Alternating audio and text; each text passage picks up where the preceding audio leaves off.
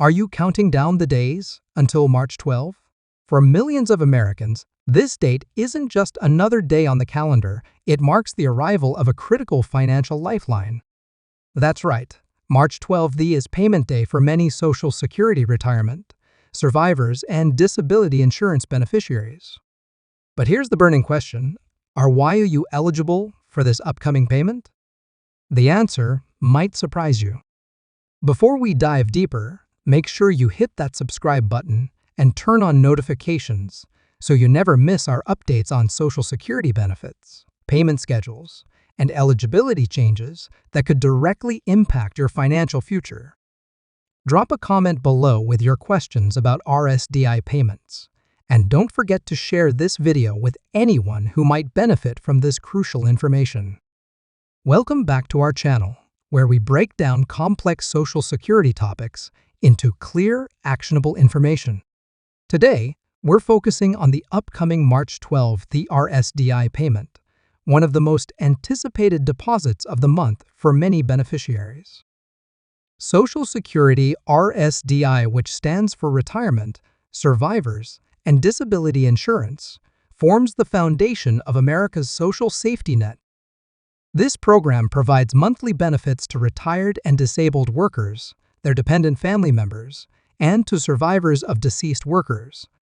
As of now, approximately 66 million Americans receive some form of Social Security benefits, with the average retirement benefit hovering around $1,860 per month. But here's what many don't realize: eligibility for these benefits isn't automatic, and the payment schedule follows specific patterns based on your birth date and the type of benefits you receive. Understanding these details can mean the difference between planning your budget effectively or facing unexpected financial strain. So why is March 12 significant? This date marks the second Wednesday of the month, which is when Social Security distributes payments to specific beneficiaries according to the Social Security Administration's carefully structured payment calendar. The Social Security Administration organizes payment disbursement throughout the month to manage the enormous task of distributing funds to tens of millions of Americans efficiently. Think about it. What would happen if all 66 million beneficiaries received their payments on the same day? The system would likely crash under the pressure, and customer service would be overwhelmed. Instead, the SSA uses a staggered approach. For RSDI benefits, the payment schedule typically follows this pattern. Those who started receiving benefits before May 1997, or those receiving both Social Security and SSI benefits, generally receive their payments on the 3rd of each month. Those who receive only Social Security benefits, not SSI, receive their payments on the 2nd, 3A, or 4th Wednesday of the month, depending on their birth date. So who exactly gets paid on March 12?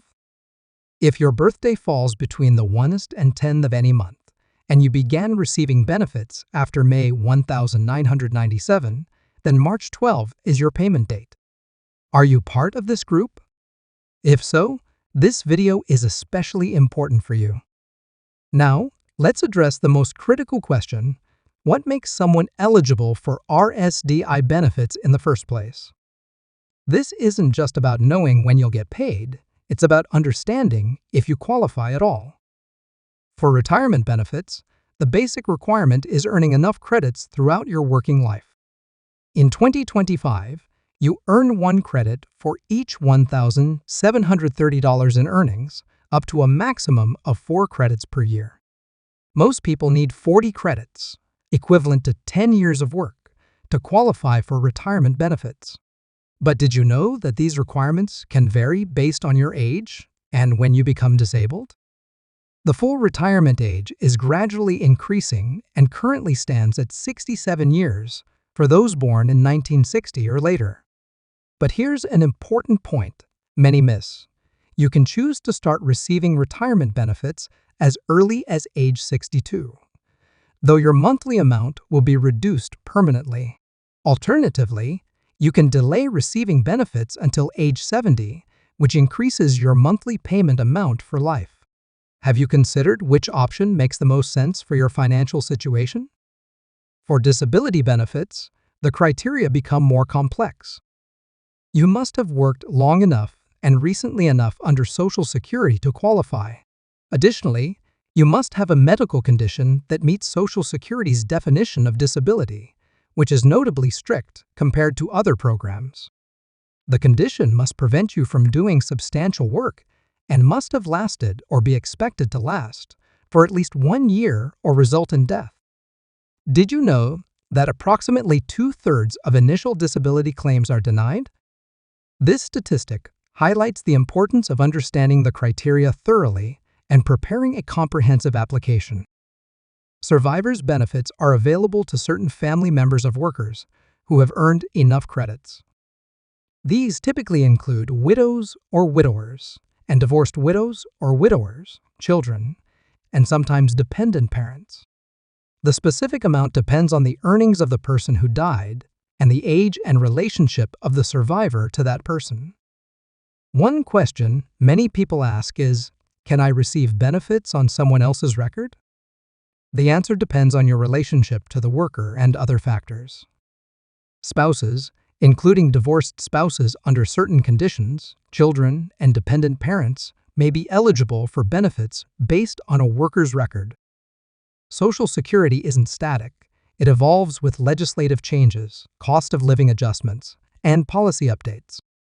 Let's look at some recent developments that might affect your March 12 payment.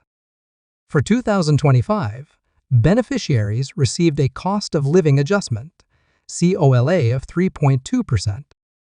This means if you were receiving $1,800 monthly last year, your benefit increased by approximately $57.60, bringing your new monthly benefit to around $1,857.60.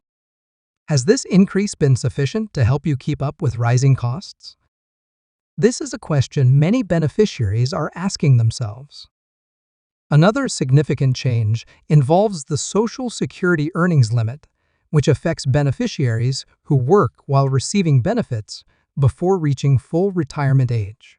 In 2025, this limit increased to $22,320 per year.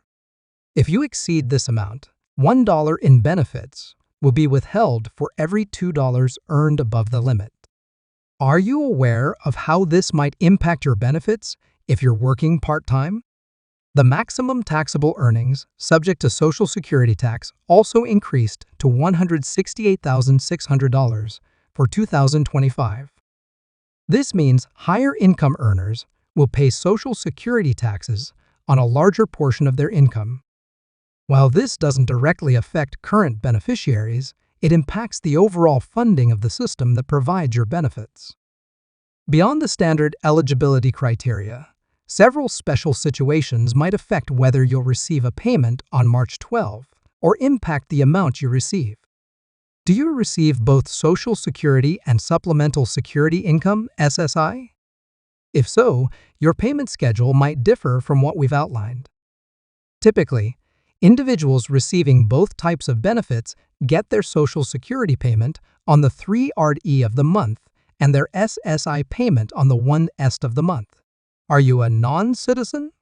Foreign nationals who legally reside in the United States may qualify for benefits if they meet certain requirements. The specific rules depend on your immigration status and work history in the U.S. What about if you live abroad? The SSA generally continues payments to you as citizens regardless of where they live.